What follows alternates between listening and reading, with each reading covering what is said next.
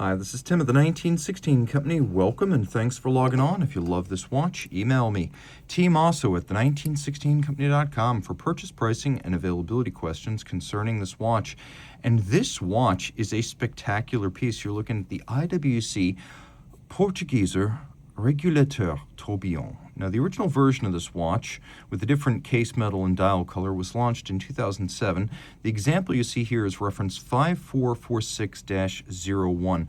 The 100-piece platinum edition in my hand was launched in 2008 and launched into the teeth of the global recession. The history of this watch has been almost completely lost, as very few people remember it. There was a lot going on in the world at the time, and so this is one of the hidden gems of the Georges Kern era of IWC. It is a truly superb watch. The first thing you need to know about this 100-piece platinum edition is that it's commonly quoted as a 44. Don't listen to that. It's a 43 millimeter watch. I measured it, I proved it. That's the number. In profile, 12.1 millimeters thick, so pretty thin actually, and 50.8 millimeters lug-to-lug with a 22 millimeter spacing between the lugs. It has a substantial mass. We'll bring in Sammy the scale here. We'll do a little weigh-in. You should know that any watch on a strap without a bracelet that's over 120, 130 grams is really getting up there in terms of the impression of weight and heft. And so if you subtract the tag here, it's going to be 155.58 grams. So once you're over 150 grams with a strap watch, that's really impressive. You can feel where the money was spent here. And platinum will do that for you because it's much more dense than steel and gold. We're going to throw it on my wrist now so you can get a sense of its size. It's a thin watch. It will easily slide under a cuff because it's thin, but also the concave bezel. Lug to lug, it's within the bounds of my wrist, and you can see that down the barrel. It fits. The over-the-top shot exaggerates the width of any watch, but you can see the lugs are still inboard of my wrist. So if your wrist is 16 centimeters circumference or larger, game on. Now, every Portugieser is supposed to be a little bit large, whether you call it Portuguese in English or Portugieser in the German language of IWC Schaffhausen. The idea is that it was originally a custom order from the Portuguese importers of IWC in the 1930s. They wanted a wristwatch as accurate as a pocket watch. The only way to do that at the time was to custom design an oversized wristwatch case for an IWC pocket watch movement, because pocket watches with bigger calibers were more accurate. There had been previous giant watches for the wrist, but they were converted officer-style watches, where a pocket watch was literally converted to a wristwatch by welding on lugs. Well, the Portugieser, for the gentleman Rodriguez and Teixeira out of Portugal, it was a purpose-built oversized wristwatch, not a conversion. And that's why it's often described as the first purpose-built oversized wristwatch, beating the oversized trend by decades. So a Portugieser should always look a little bit large. Individually numbered, this 100-piece edition features individual numbering, which not every IWC limited edition does. So in that sense, every example with its own number is a piece unique. Satin finished mid-case. You could see we've got polished accents as well. IWC logo and Probus Scafusia motto on the crown. We've got a little bit of an inward step to the bezel. It's polished on its vertical and its concave facets to add a little bit of contrast. And although they are a vastly different scale, the Patek Philippe 96 and the Portugieser bear the same hallmarks of their time, a very simple and elegant form follows function blending of lug into case, and then easy to read scales on the dial, although this one is different because it is a regulateur. So we have the hours, the minutes, and the seconds on separate dials. That is what a regulator is.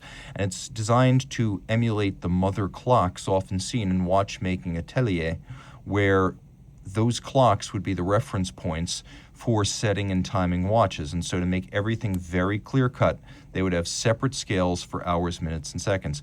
Now, the strength of this watch and the quality of its build is unimpeachable. You can't feel what I feel, but when the crown is withdrawn, there is zero wobble to it.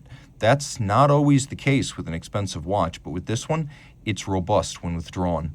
Now, we also have very little dead angle. As I start to turn the crown, the minute hand jumps almost immediately. So a very well-made movement in that regard with tight tolerances. We have a sort of opaline or frosted non-directional soft silver white metallic dial. You can see we've got broadsword hands faceted down the center for better contrast for the hours and the minutes. Lancet style, counterweighted seconds hand. We have a chemin de fer, or a railroad track outboard, for reading the minutes as well as the seconds, as well as the hours. And then the two registers are slightly countersunk with a little azurage concentric pattern internally and some contrasting ardoise or anthracite coloration of those. We have this lovely flying tourbillon, no upper bridge to block your view of the tourbillon. That's what makes it a flying tourbillon. You can see it's also free sprung for precise adjustment and greater resistance to shock-induced timing deviation. And to that end, not every tourbillon is shock protected, but this one is. So being a flying tourbillon, it's easy to see the parts, and the parts are quite nicely decorated. They're the most elaborately and intricately decorated parts of the movement, and you get them right up front. It's a 4 hertz beat rate. This watch is often described incorrectly online as a 2.5 hertz. It's 4 hertz. It's got a 52-hour manual wind power reserve, and you can see the frame surrounding it features external and internal beveling, and then satination on its top.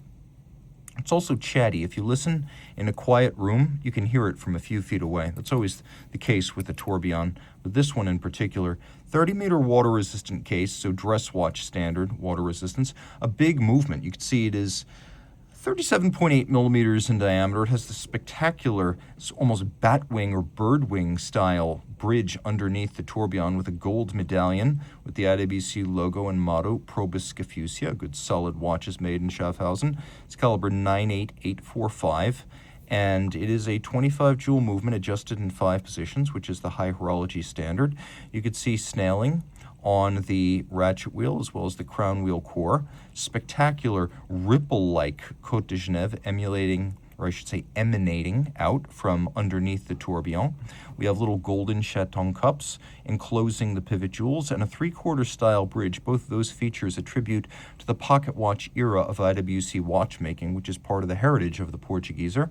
All screw heads are polished. You can see we've got beveling on the edge of the bridges in fine form, engine turning on the base plate, and satination on the wheels. It is a great looking movement, and again, very large in its scale. We have this lovely combination of an extensible pocket watch inspired click and then a swan's neck polished click spring above it. The winding action is superb, just like the setting action. It exudes quality. A timepiece that fires on all cylinders. And again, because it launched into the teeth of the financial crisis, it's something that's rarely seen. It's even possible that not all 100 of these in platinum were built out, and the series might have been curtailed short of the represented number.